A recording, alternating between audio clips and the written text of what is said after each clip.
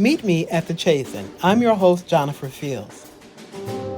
How can we both start to complicate the narrative of, quote, traditional African art collection and not take contemporary African art and segregate it into the African gallery, right? And like, how can we do that in a way that feels transparent and thoughtful and really helps us understand all of it better? Amy Gilman is the director of the Chazen Museum of Art, and she wants you to think about a couple of things not addressed in the opening clip. What decisions were made in order for works of art to be on display, and what are we not seeing? The new exhibit is entitled Insistent Presence. The focus is contemporary African artists from the continent and diaspora. The exhibition features objects from the Chazen's permanent collection and 4 new acquisitions selected by guest curator Margaret Nagawa. According to Gilman, the goal for this exhibition is not only to reintroduce established artists, but also to support and bring new voices into the conversation about the insistent presence of African artists in the museum world. It actually really started back in 2018 when I was approached by Sarah Geyer and Scott Strauss, who were then professors in the English and Political Science department, respectively, here at UW-Madison. They are collectors of contemporary African art, and they had an idea.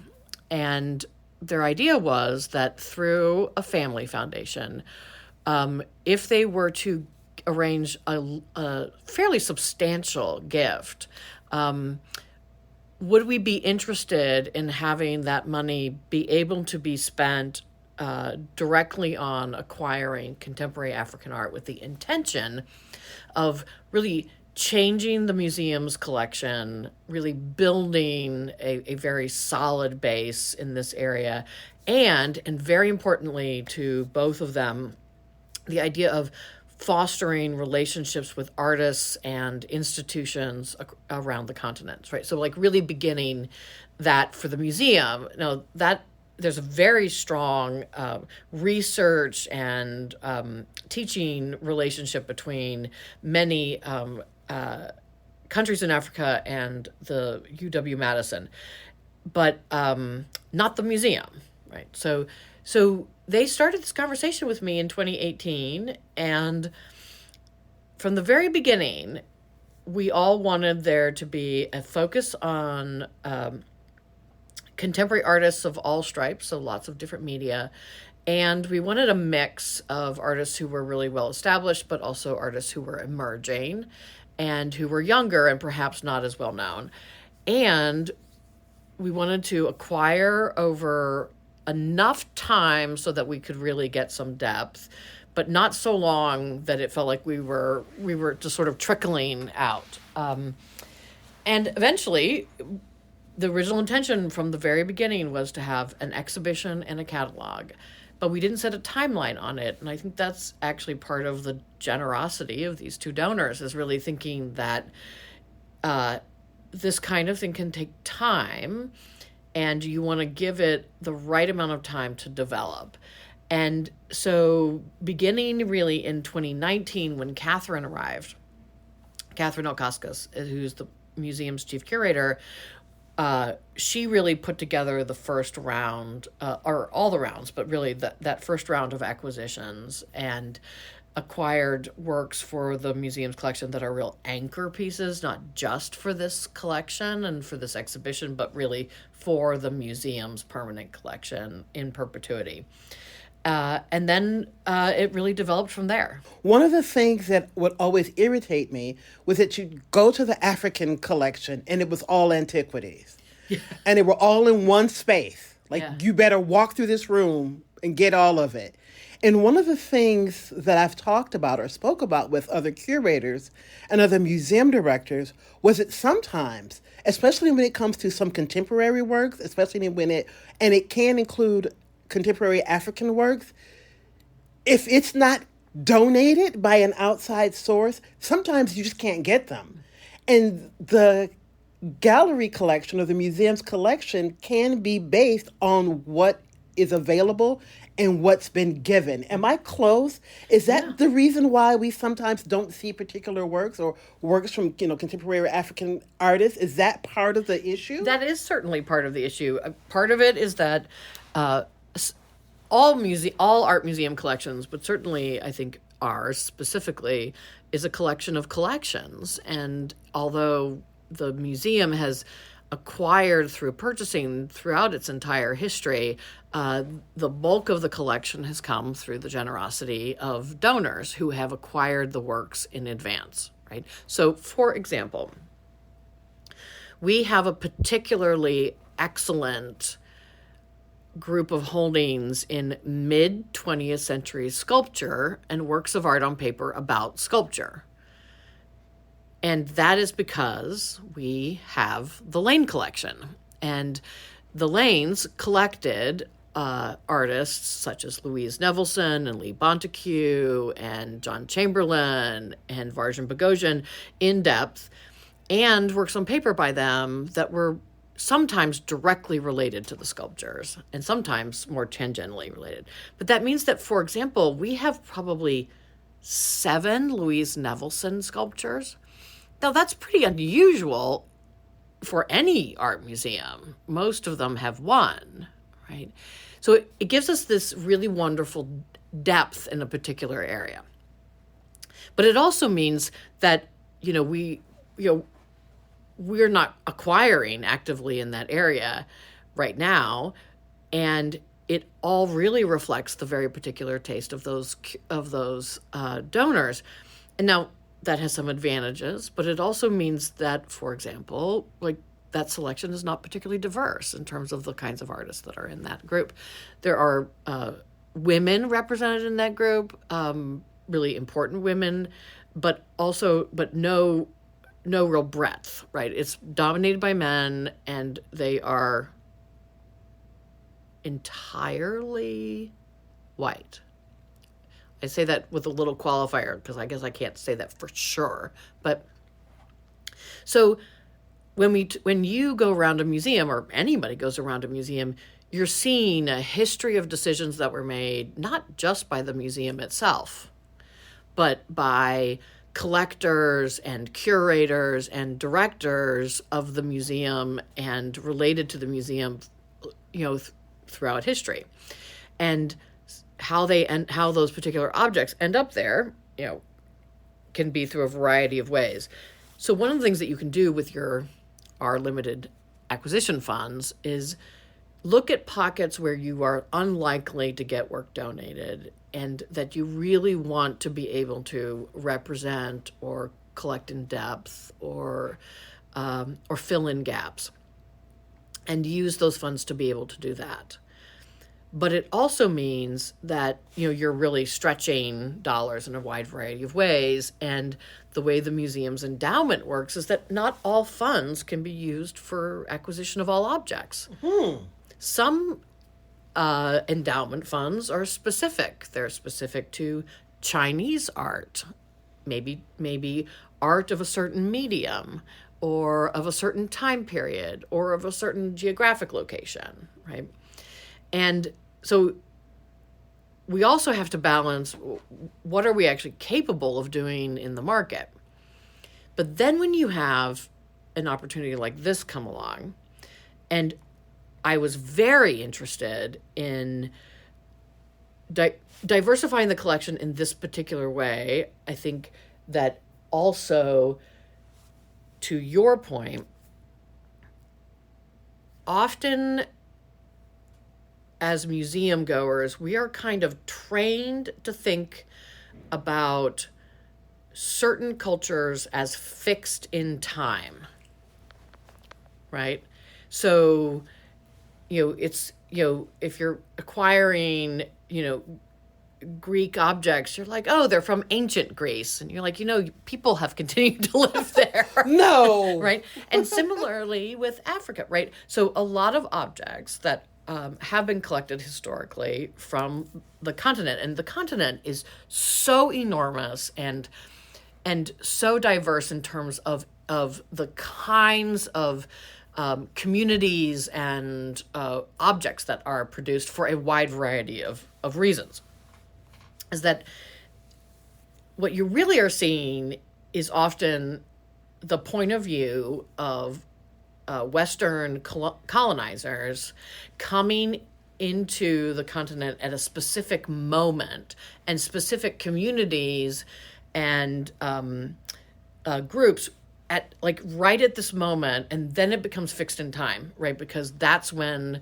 either the British or the Belgians or whoever are coming in, and they're seeing things, and then they are acquiring them, right, through a variety of methods. If some you of can't, which are questionable. You can't see Amy's face right now, but it's doing all kinds of side eyeing. So this is where then a lot of collections are that are foundational to museums today are created with a lot of these objects, and that creates a market for those kind of objects. So even 100 years later, it is those kinds of objects that continue to be valued and seen as the African art with quotes around it. Okay? So part of my interest in this, and I hope, and I really believe that part of the interest of the donors was helping everyone understand that Africa is not a single entity. It is not fixed in time. It has vital communities who have very wide-ranging histories and traditions, etc. And there are contemporary artists living in all of these spaces, or who were born there and live elsewhere now, etc., who are sometimes sort of appropriating some of the looks of the in quote African art, or those traditions specifically, but really talking about them as in contemporary practice. So not trying to replicate certain things, but really trying to understand our world, which is one of the things that contemporary artists are particularly brilliant at, is actually taking our world and reflecting it back to us in ways that help us think about it differently. I'm wondering how much of that is the museum being tied to a university, and also being tied to what the Madison public is willing to digest in the moment. How much of that are you gearing towards, or how much of it is influenced by what the climate of the community is at the time? So I guess I would say, I think that our role as a university art museum is very important, and it does impact the collection in certain ways. And certainly we try to be responsive to faculty who are trying to teach from the collection to ensure that there are works that are relevant to them that will be out during the academic year. But that doesn't limit us to those things. The other part of it is that, and actually this is a really good example, the African collection is a very good example of this. There was an eminent African historian, Henry Jewell, who was part of the art history department for decades. And Henry had a profound impact on the collection of African art here at the museum. It was not only, he often would connect the then director with collectors, but he would also, scout acquisitions during periods and things like that. Now, because of that, the African collection, the traditional African collection here at the museum, is very reflective of Henry Jewell's research interests, as you would expect. But there's not a lot of other Africanists on campus in art history, so it really is very much about Henry Jewell's research interests and point of view. And so you don't know that as a visitor, right? You just think this is African art, right? Because that's what we're presenting. But it has already been filtered many, many times, and then through an expert who's actually looking himself at a very narrow area, right? And not that he couldn't look more broadly, But it is actually part of the thing that I hope that people will understand over time about museum collections is that is to really not just understand, but actually question for yourselves what are the decisions that were made in order for this to be here today? And what are we not seeing because other decisions were made, or somebody that wants to focus on X, or something is particularly conservation sensitive and can't be out on view, right? There's lots of reasons. And we haven't historically been that transparent about how those decisions get made or what it means to understand the history of objects in that way. Now, when it comes to the what the Madison community or the university community expects, in my experience so far, they're both are actually incredibly open to seeing things differently, as long as you are able to give everybody some context, right? And my predecessor, Russell Panchenko, had already acquired several contemporary African objects. He acquired the Ella Natsui piece, which is an amazing work. And that work tends to be hung in the contemporary galleries and not in the African galleries. And one of the things that we want to start to really examine, not solely through this exhibition, which is really focused, but then as that translates into thinking about the permanent collection installation, is how can we both start to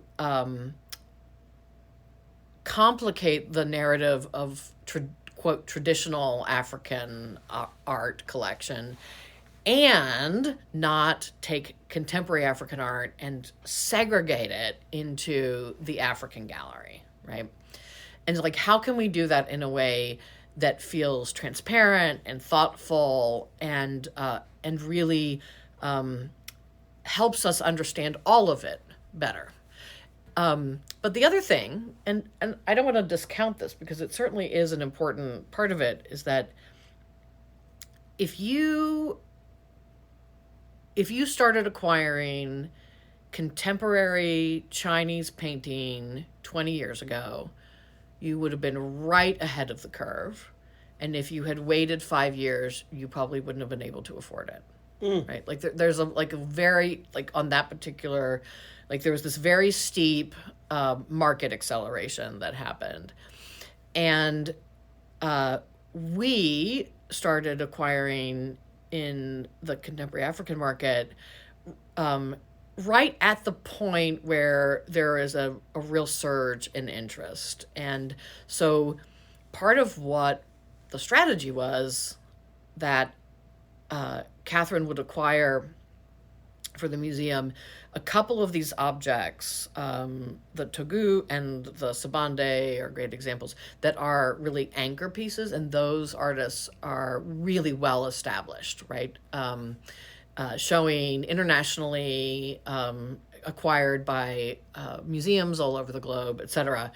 But really then starting to delve into okay, can we really start to look at artists who are not already completely on everybody's radar, so that the collection becomes very distinctive and has a mix of, if you're familiar, you might actually recognize a few of them, but you might have some surprises, right?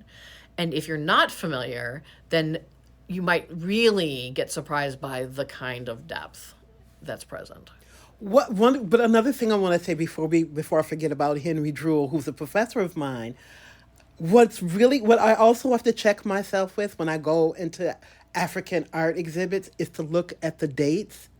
Because there's a Lamidi Fakiye in there that I was there when he came here to bring that piece. And so just because it's in this room where there are antiques does not necessarily mean that it's not a contemporary work, which is, yes. It's easy to just sort of get blinded by all of it and think that it's all from 100 years ago. Yes. When some of it could be from 10. I think that was 10 or 11 years ago. Exactly. So that's something to keep in mind. Mm-hmm. And my other thing is, what drives that market? What causes that sudden interest in an area of collection? What causes suddenly the African contemporary art to be hot? Well, is it you? Yeah, it's totally me. I mean, I do think that so the art market is large, it's global, and it has certain hot pockets to it, and things tend to go up and down, right? And this is not just true of contemporary work, right? This is true. So, for example, if you were a collector of American paintings, traditionally understood to be American paintings, like 17th through late 19th century or whatever, and you wanted to acquire during the late 90s and early 2000s, the market was so hot for that work because both Alice Walton and George Lucas were building American art collections at the time. And they were buying everything, and they were driving the market in that case. So now, actually, that was a good time to acquire American paintings of certain stripes, right? So you have to, part of it is just knowing what are areas that other parts of the market aren't paying as close attention to, and not getting sucked into, oh, this is so hot right now, I'm going to go out and buy something for more money than I should. So, but part of the reason why you go and you do that, right, you find things that are undervalued at the moment, is that the market will eventually figure that out too. And it's not it's a mix, right? It's galleries and it's collectors, and people want to know that they're in on something that's kind of emerging, and that they want to be somebody who can say that I acquired a work early, right? There's lots of reasons why you do it. And there's a risk to that, especially in the contemporary market, because some of those artists won't have long careers, right? They might not. But in some cases, right, you are acquiring early enough and thoughtfully enough that it turns out that you look really prescient, right, in terms of decision making. And as a director of a museum that has, a fairly limited acquisition budget in general, is like, I'm always looking for the things that are that other people are not paying attention to, because we collect in perpetuity. So I don't want to collect at the top of the market, and I don't have the money to do that, right? I want to be able to, and there are certain things that will always be out of our reach unless they're donated, right? And it's not really worth our time and energy to go after those from like paying to acquire them standpoint. Let's really look for things that fulfill the needs that we have, that are where we really feel like we can like add value to the whole collection. And in the case of this initiative, how can we also do that in a way that truly supports artists? And so you want to sometimes buy directly from artists if they're not represented. Also, working to support galleries that are actually on the continent and, are really driving that market there and really helping with that. And then, working really to raise the profile of some of the emerging artists that we're bringing into our collection. And sure, we want to do that because we want people to pay attention to our collection, but also we want to do that because we believe that artists have something really special to say to the world, and it's part of our job to bring them to a wider audience. And so I hope that is what will happen with this exhibition. And one of the other crucial decisions that we made, and I'm sure you'll get into this more when you talk to Catherine, and then of course when you talk to Margaret, was the decision that we made to hire an outside curator. And Catherine and I knew that we wanted to do this from very early on. We wanted somebody who really had a foundation of sort of both artistic in curating, not from a solely Western perspective. And Margaret, who is both an artist and a curator, and is now a PhD student at Emory, and was born in Uganda, is really ideal for that. She is also an emerging voice, and we want to be able to foster that. That's part of our brief, right? Is to be able to foster scholarship and help grow people's careers. But we also, I think it's really important to center a curatorial point of view, even though a percentage of the artworks have been acquired in advance, but Margaret has had the opportunity to acquire a few herself, that, a curatorial point of view that really comes from the space and not from somebody looking at the space from outside. That's why I think, for me, Insistent Presence is such a spot-on way to describe the exhibit, because you have this, from the outside looking in, it's almost like you could see a jump. If you don't know that Ella Natsui is in the Contemporary Gallery, you don't know where it is. There's this sort of outside perception that it's a jump in time period, but it's not. And for me, Insistence has several meanings, like it does for everybody, but that's sort of like we've always been here. We've always been here. Yes. You just didn't know where to look. We have always been here. Right. And taking up space, self-identifying, all of these tendrils, all of these parts of the exhibit are like, you're not necessarily peeling the layers off the onion to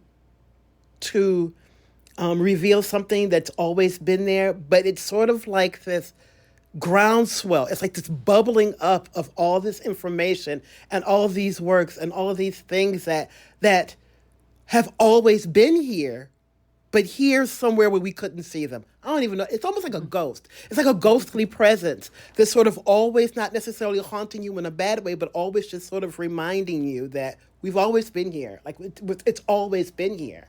Well, and I love the way the idea of insistent presence grounds the whole collection and exhibition in the human body, but also acknowledges that it's not an exhibition about the body and about, it's not an exhibition about portraiture, right? Although there's portraiture in the exhibition. But it allows, for example, artists who are really exploring the history of certain physical space, right? And the kind of remnants of human interaction with the space that has left a kind of indelible mark on the landscape in various ways. And the kind of... I think ghostly presence is a good way of describing it, but it's this like see, unsee, where you actually, there are a number of works where you see the figure and then you realize that the whole thing is about something more than the figure, or the figure is not present at all, but it requires a human in order for the whole thing to be complete, right? And so I think it's incredibly evocative. And I love the fact that Margaret is deliberately calling back to her own sort of curatorial ancestors, right? She talks about a very specific curator who was widely known in around internationally, and as one of the most important influences on her, and the phrase insistent presence comes from him. This is not about the body as an object. This is about the body as an inspiration and what that is. What is a body? What is presence? Is it physical? Is it ephemeral? Is it a suggestion? Right. Is it hopefully something you get to? There's all these different ways to play with what that means in terms of what does it mean to be African? What does it mean to be African American? What does contemporary look like? Who gets to decide what that looks like? What happens after, where does this go from here? How is this and I'll get to my question one of these days, is this exhibit a way to reintroduce the community to the works that Chazen has? And where does it go from here? How long do I get to bask in this presence? How long can I feel this? Well, so one of the reasons why we wanted to bring them all together for an actual exhibition is to be able to talk about them in this way, right? But, and we hope that the exhibition will travel a little bit, right? To maybe one or two other venues around the country, because we think it's really important and we think that audiences will really respond to it. But the intention eventually is not to necessarily have a gallery that's contemporary African art. It is actually to incorporate many of these objects into the stories that we are developing for the eventual permanent collection reinstallation. And what I would anticipate is that, some of them may very well be cornerstones of parts of that installation, and some of them may also be put in dialogue with other objects from other cultures and other time periods, as a way of continuing to open up this kind of more porous and fruitful understanding about how cultures actually interact with each other. And I think what I'm really excited to see is how, because you mentioned it earlier, how do you put contemporary African artworks in a gallery without segregating them to, okay, this is the Black stuff over here.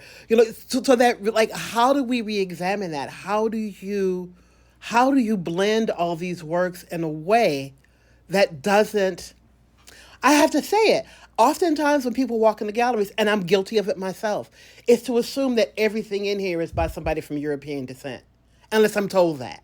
Because that's traditionally what we've seen, unless you go to the room with the Asian art and the indigenous art and the African art, and most of them are, and, historical works. I almost said antiquated. I don't want to say that. Historical works.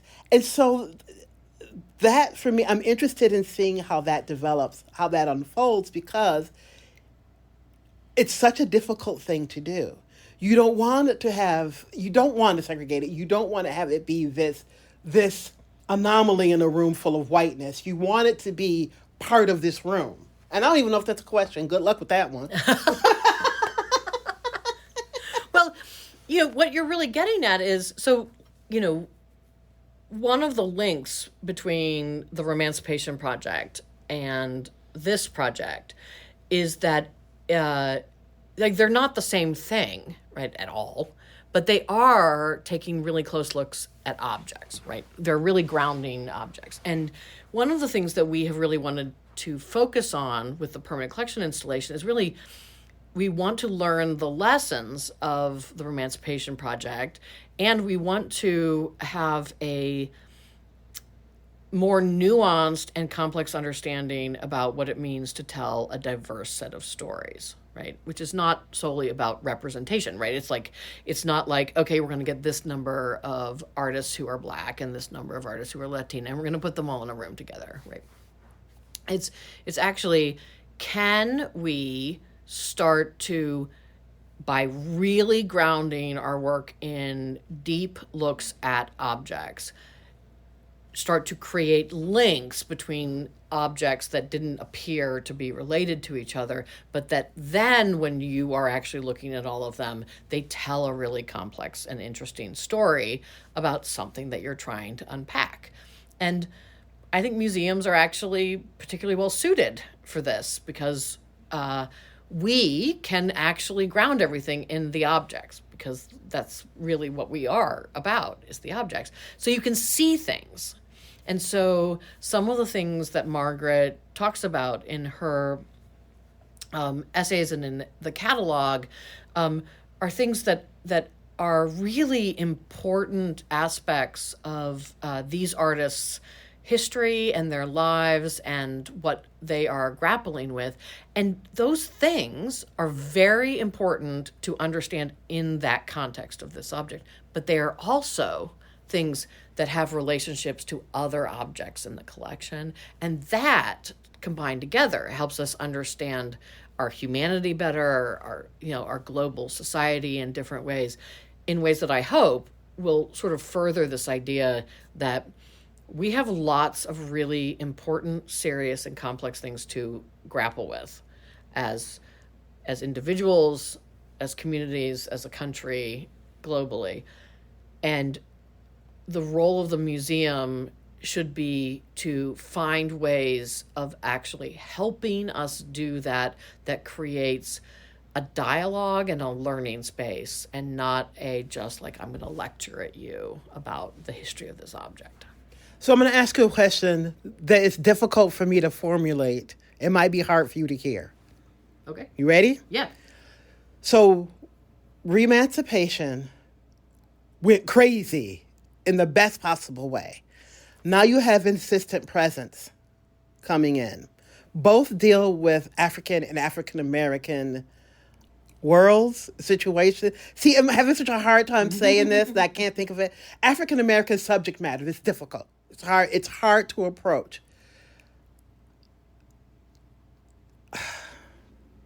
I'm going to say it. You can take it. If this is wrong, you can correct me. Do you feel like you're being centered in this conversation? Are other museums looking to you like, okay, how do we do this? Like, we're museums that are run by majority white people. You clearly have an understanding of this subject matter and how to get to it and how to make it approachable. Are other museums looking at you as sort of like, do you feel yourself being put in a position where people may be asking you questions that you're kind of like, I'm a part of this. This is not all, you know what I mean? Like, I do know what you mean. I don't know the answer to that part about other museums. I do know that my role in this, not only with Remancipation, but with Insistent Presence and with the upcoming permanent collection reinstallation, is to ensure that we have lots of voices. And part of my job, right, is I mean, I am the director of the museum. I will always have a big voice. So I don't have to make sure that happens. That just happens, right? The actual thing I can use my big voice for is making sure that others are able to participate, and not in like, oh, I'm asking you to participate and then you provide me with this thing and then we use it. It's actually like the decision to hire Margaret, right? Like, Catherine and I, it was not appropriate for us to be the curators on this exhibition. And we wanted to do something that was really grounded in our, as a museum's, values. And one of those things is the idea of really fostering the next generation of curators. And this project really called for that. So you go out and you find someone who we didn't know before, but who came, like highly recommended from people who was doing this incredible work and who I know is going to have this amazing career, right? And we're maybe, like this little part of it at the beginning that helps her do that. And so part of my job is not like, this is not about, like, I mean, it's a total legitimate critique. Like, it is easy, I think, as a director, as a white woman, to slip into kind of like, oh, like the savior mentality, right? Like, you're going to be like, okay, well, we're going to, like, Amy has figured this out. Like, no, Amy has not figured out anything. What I have figured out, I haven't figured out anything about like I can't give you a list of the things you're supposed to do as a museum director, but the thing I can do is be like, you have to get out of your own way, right? You have to bring in people who are really smart and creative, and then you have to ensure that they can do what you've asked them to do in a way that does not make it what I would do. It makes it what they would do, the best thing. And that, I think, is actually, it's not so much about the Remancipation Project and then this one and then the next one. It's actually like, there's not going to be a checklist on how to do this, right? There is not, there's going to be a process, and the process is going to require continually being humbled and knowing that, in my case, my job is to make sure that we have the right people in the right places to be able to do something extraordinary. And then I have to get the resources to do it, and I have to make sure that people don't get stuck or worried or move things out of their way. And am I always successful at that? No. Do I sometimes get in my own way? Yes. But that's the goal. It's really interesting, the idea of legacy and ego. Like, what do you want your legacy to be? Do you want your legacy to be the person at the center of these things? Or do you want your legacy to be not necessarily an insistent presence, but a presence that is more invisible? With what I do, people always assume that it's about me, but it has nothing to do with me. I'm just a conduit for questions. I try to figure out what other people might want to know and ask it in a way that's accessible for people who are curious. It's not about Gianofer going out and doing these things. It's about who can I talk to that can give us something else to think about, right? Or help us approach something in a way that may be more comfortable, or maybe a way that's a little bit more scary, but still we want to approach that thing. And I think that what often happens, or from my limited perspective of museums and galleries, it's often as with Henry Druel and the collections, it's often what the particular person is interested in, what their specialty is in, rather than, this sounds like an amazing idea, who's the best person to do it? So this idea, that's sort of like, not ego death, but just sort of understanding, as my mother would say, knowing your place, knowing your lane, doing what you're supposed to do in a way that lifts other people, but not necessarily still under your umbrella or under your wing. It's a lifting up of people, but without necessarily your wing shadowing over them. Well, I do think, when you talk about legacy, right? Before I became a director, and even the first couple of years I became a director, I would have said, I just want to know that when I leave a place, it's better than I found it. Not because it was bad before, but because you should try to leave a place better than you found it. And now, especially because I'm so focused on people, right? And honestly, all of these projects are about people, right? Every single one of the projects that we do is about people. All of these people love objects, and we're all interested in objects, but, the museum is a mausoleum without people, whether visitors or staff. To me, the best legacy I could ask for, just long after I'm dead, would be for there to be a lot of people out there in the world who are working in museums of various stripes at various levels, who, when they are asked about their career, say that there was a moment that they worked, in a long narrative, right, that they worked with me either on an individual project or as a staff person or whatever, in a way that was influential to them in a positive way, and that it helped them. That's the legacy, right? The legacy is that people are out there saying things about you that mean that you impacted them in a way that was positive in their own trajectory, not in how I see them. I love a museum director that talks about people when they're focused on objects.